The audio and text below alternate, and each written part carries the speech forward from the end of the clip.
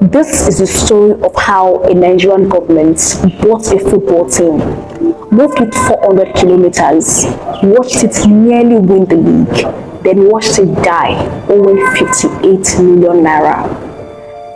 There is a football club in central Nigeria that has been relegated 2 times, and both times they came back to the league.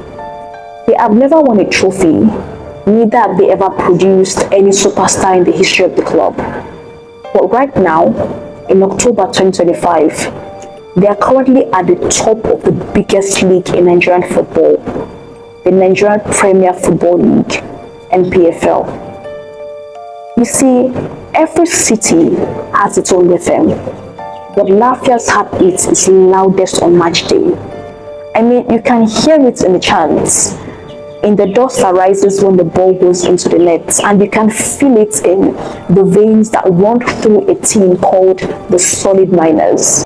This is the story of Nassarawa United Football Club, a club that was born not just from ambition, but from a government's dream to build something new, something that would unite the people of Nassarawa. But let us take a step back to when it all started. It all began in 2003, when the Nassarawa state government bought a modest team from Gombe called the Black Stars FC. And then they moved this team from Gombe to Lafia and named the club Nassarawa United, giving it a fresh name, a fresh identity, with just one mission: to make Nassarawa State proud. And one of the things they did as part of the team's new identity was hiring a man called Daniel Omokachi. Yes, that man. The Super Eagles legend, World Cup 1994, Olympic gold medalist and FA Cup winner. And under the leadership of Daniel Omokachi, yes, the bull himself, he brought with him charisma, discipline and ambition. And in just 2 years, the unthinkable happened. Nassarawa United finished second in the NPFL behind the Ocean Boys. I mean, at that time, Nassarawa United didn't just play football. Instead, they announced themselves to Africa by qualifying for the CAF Champions League, which is the biggest club competition in African football. And at that moment, the city of Lafia believed again. This was a team that didn't exist 3 years ago and was now playing in Sudan, in Morocco, Africa's biggest club competition, basically. And even clubs that had existed before Nassarawa United had not even qualified for the CAF Champions League. But this was something a new club did in just 2 years. Lafia had never felt like this before. Their team, their name on the intercontinental stage, wow. It was a scene to behold. But as the saying goes, great dynasties do not last forever. Like every other great story, the lights dimmed too soon, and by 2008, just 5 years after they were founded, the salary stopped coming. At first, it came late, there were some hindrances, then it went missing completely. A month went by, even the players couldn't pay rent, and all of a sudden, the debt rose up to 58 million naira, and hope was drying faster than a Lafia sun. A team that once stood tall in the NPFL began to crumble. Not from defeats on the pitch, but from disaster off it. And you could see it on the pitch. You could see it in the eyes of these players that these were hungry men. Literally. As if that wasn't enough, disaster struck too soon. Then came March 2009. In a home draw against Nigeria Tornadoes, the match turned violent. Angry fans rioted. They destroyed properties. They even chased the visiting teams to their hotel. And in response to that violence, the NPFL banned Nassarawa United from playing in Lafia. And because of that, they had to spend the rest of the season playing home matches in Ibadan, which was 400 meters away from Lafia. With 3 games left that season in the NPFL, they were relegated. Players scattered, the stadium sat empty, 58 million naira in debt. And suddenly, the dream was dead, and the Solid Miners dug deep. to survive. The redemption. Miners will always know how to find gold, even in the darkest soil.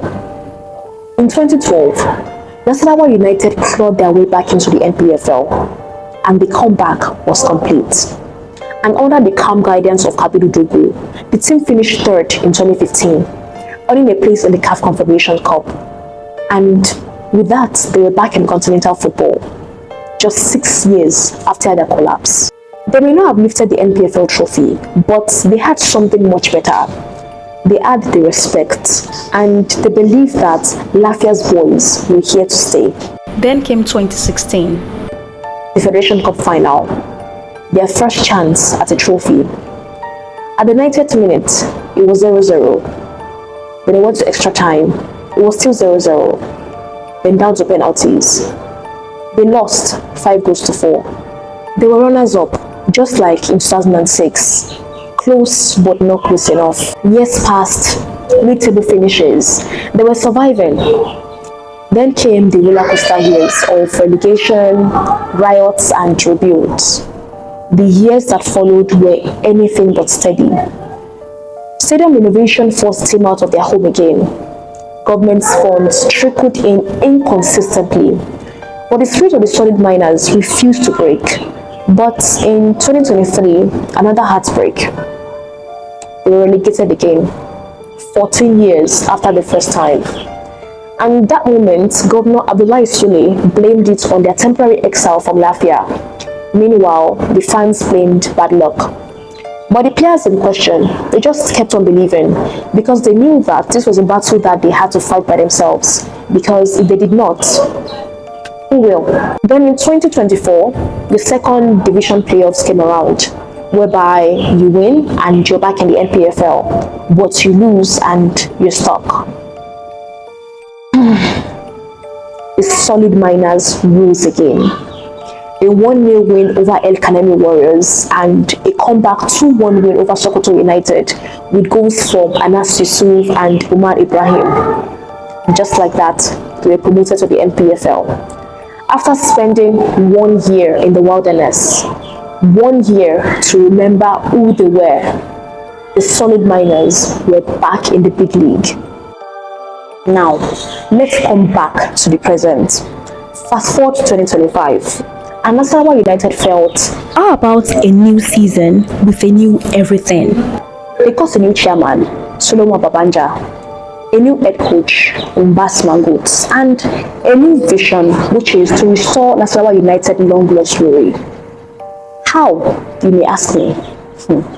With 19 points from 9 matches, the solid miners sit at the top of the NPFL table with a 6-game unbeaten run. The city of Lafia is buzzing again. A team has been born. And their star man, Anas Yusuf, finished last season as top goal scorer with 18 points. Their home, which is the Lafia Stadium, is finally being transformed into a modern football arena. And their fans, more loyal than ever.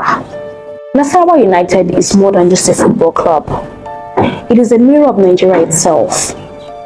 Resilience in the face of chaos, potential in the midst of challenge, and the unrelenting belief that tomorrow could always be better. The stadium is finally being upgraded. The chairman even talked about winning the league, getting back to Africa. They've fallen, they've risen, they've been written off countless times, yet they keep writing new chapters. A quick reality check. In October 2025, Nassarawa United lost by 2-0, their first ever NPFL defeat this season to Ikorodu City. Clearly, the players were disappointed, but not broken. Such is life, because for the solid miners of Lafia, the journey isn't just about trophies. It is about digging deep and never stopping until you find gold. So we've come to the end of today's session. If you enjoyed it or you learned one or two, kindly click the subscribe button. Stay tuned for more historical facts about the NPFL Cup like this, and I'll see you next time. Bye.